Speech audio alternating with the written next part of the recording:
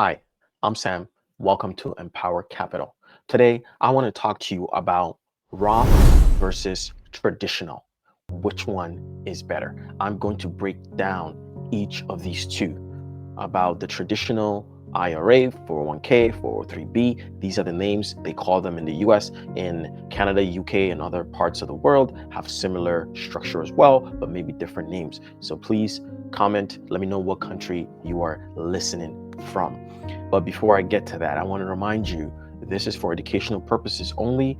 Please do your own research. This is not financial, tax, or legal advice. Past performance does not guarantee future outcome. All right, so let's get straight to action. The first question is, what is the traditional? What is the Roth? But before I even get to that as well, I want to first explain this. These are tax vehicles that allows your taxable income to be reduced. So usually employers give you these investment opportunities, right, to reduce your taxable income. So if you made $100,000, you can reduce your taxable income to 80,000 by contributing to these tax vehicles, right? So now the IRS, or the taxing department of the government, will tax you at a lower tax bracket, right? Now they look at you as an $80,000 earner rather than the $100,000 earner as your top rate, right? As your top marginal tax rate. So I just want to explain that why they're both good. But now the question is,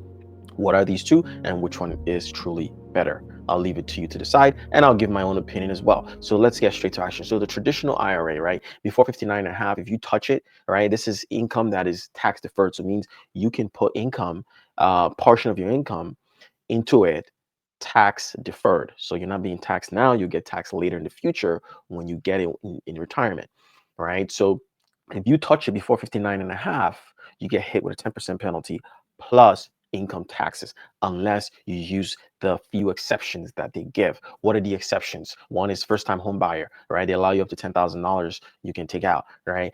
Qualified education expenses, medical expenses. Maybe you lost your job. That's also a hardship one, right? They allow that as well, right? So these are some of the exceptions that they allow. You're still gonna get taxed. You're just not gonna get hit with a penalty. So that's a quick overview of the traditional. And on top of the traditional, if you touch the principal that you put in, you get hit with penalty and tax as well, right? So you can't touch it, right? You can borrow against it and you got to put it back within X amount of days. Let's look at the Roth.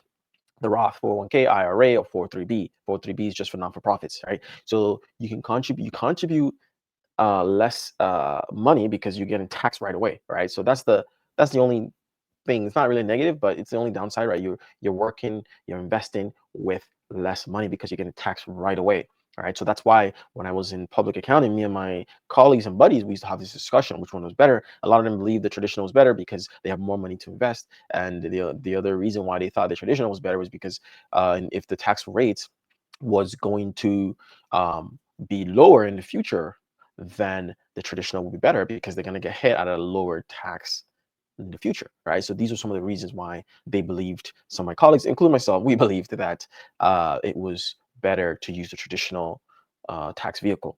So now let's go further into the Roth, right? So the Roth, same thing, right? It's a tax vehicle and reduces your taxable income, but you have to put in after tax dollars, right? And the earnings grow though tax free, which is huge, right? The earnings grow tax free, and I'll show you an example. And then, but you still get hit with the 10% penalty if if you touch it before 59 and a half. But then there's exceptions, right? There's 5-year rules as well. But when you take it out in the future, regardless of where tax rates go, it's tax free, which just makes it an amazing vehicle to go with, right? And then here's the best part of the Roth: you can go in and out. You can buy and sell tax free. That's huge. So think about it. Those that invest in Bitcoin or these assets, such as stocks that have volatility, and they want to get out in top of the bull market and try to get back in the bottom of the bear market, you probably will love the Roth. Why? Because the Roth, you can get out at the top and get back in tax free. And remember, the growth that you can potentially get with these type of investments can be huge, right? A 5x, 10x is possible with things like Bitcoin, right? It's possible with really volatile stocks in the stock market as well, right? You can get a 5x, with some stocks. Look at Nvidia, look at Palantir, right? I will make videos about those stocks at another time. But these stocks have grown astronomically from where they were, So when you look at that, right? So let's use an example. $100,000 is the principal. Under a traditional, you will get taxed later. Let's say it goes 5x at $500,000. You put in 100,000, now it's 500,000. What was the gain? $400,000 gain. Under the traditional, you're gonna get taxed, right? Top tax rate plus state and federal in New York as an example, that's about 50% tax. All right. So you're losing $200,000 to taxes. Now with Roth, all that gain is tax free.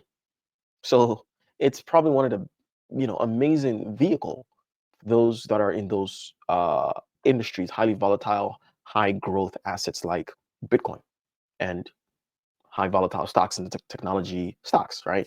That have high volatility AI technology stocks. So when you know that, right, what do you think is better, right? In my opinion, I think the Roth is clearly better. Why? Because if I need the money, I can go take the principal out. That's also huge. Versus the traditional, if you touch the principal, you get hit with tax and penalty, which sucks, right? And on the other hand, right, when it comes out, when this growth happens, right, I'm expecting a bigger growth than what I put in, right? So if the growth is going to be bigger, then hey, let me go with the Roth because I'm going to be hit with a higher tax. And on top of that, when I think about the future, like where is tax rates going to go? Tax rates are already pretty high. We're already getting taxed about total of 50% tax at the highest tax bracket when you live in the New York area, right? That's a lot, right? You're getting hit with up to $50,000. Sorry, 50% of tax. So how much more can taxes really go in the future in 10 years, right? 10, 20 years, is tax going to go any higher? We're working for the government. We're basically enslaved, right? Because if it goes up and higher, what's going to go to 60, 70, 75%? What, we keep 25% after our jobs? So that'll be ridiculous. So I can't see it going too much higher. And so these are some of the reasons why my thesis is the Roth is the winner. So please comment, share, make sure to subscribe. If you have a different view, let me know. And I'd love to hear from your position as to why maybe you think the traditional may be better, or for those that maybe don't make that much, maybe traditional may be better because you don't expect huge gains, and so you want more money to grow very quickly, but you still can't touch it. So all these other reasons why I think the Roth is better. But please make sure to share, subscribe, and like we talk about personal finance, personal development, in Bitcoin, investing, stock market, tax strategies, all the things to build you up to make you the best that you can be. We love you. God loves you. Stay blessed and have a wonderful week. This video is for informational purposes only and does not constitute financial advice. Always do your own research before making investment decisions.